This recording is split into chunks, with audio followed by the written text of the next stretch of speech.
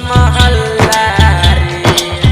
Recording by DJ मिठू टोला महल्ला राजा पटसोनी। नाउ while listening singer Deep Sundar। बंद से टोला महल्ला रे। कोरोना वायरस के से हल्ला रे, बंद से टोला महल्ला रे। बंद से टोला महल्ला रे। कोरोना वायरस के से हल्ला रे, बंद से टोला महल्ला रे। मास्क बिना बाहर निकल रहा, कोरोना के है जानी वाला रे। कोरोना वायरस के से हल्ला रे, बंद से टोला महल्ला रे। डीजे मिठू टोला महल्ला रे। राजा रिकॉर्डिंग पटसोनी। बाय मां मिथिला म्यूजिक जुबिया टोल। टोला महल्ला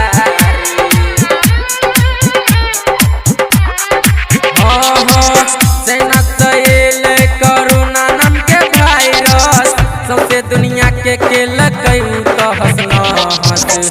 वायरस के डर घुस गेल दिल भीतर में, हल्ला छे एकर गाँव गाँव शहर में। दिल ने कोनो पैया रे, बनले ने कोनो दबैया रे। कोरोना वायरस के छै हल्ला रे, बंद छै टोला महल्ला रे। बंद छै टोला महल्ला रे। बंद से टोला महल्ला रे। डीजे मिठू राजा पटसोनी। टोला महल्ला रे। बंद से टोला महल्ला रे।